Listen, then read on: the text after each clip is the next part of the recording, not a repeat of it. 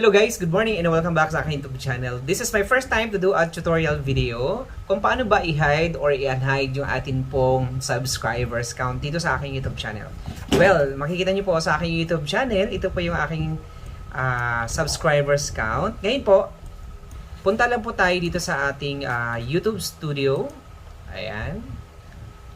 Katapos, makikita nyo po yung inyo pong channel, no? And then, punta tayo sa settings. Ayan. Then, punta tayo sa channel. Okay. Then, punta tayo sa advanced settings.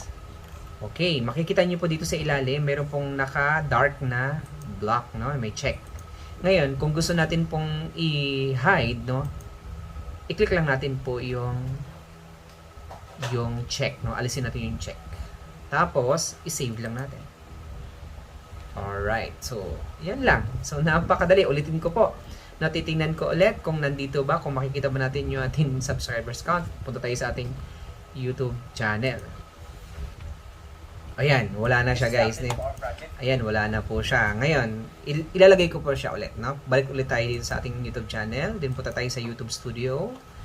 Pagkatapos, punta tayo sa settings.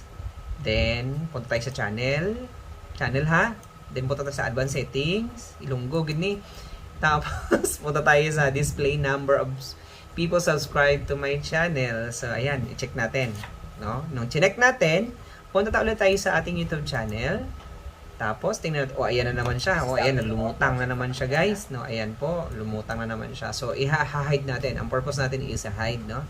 Punta tayo sa ating YouTube studio. Tapos,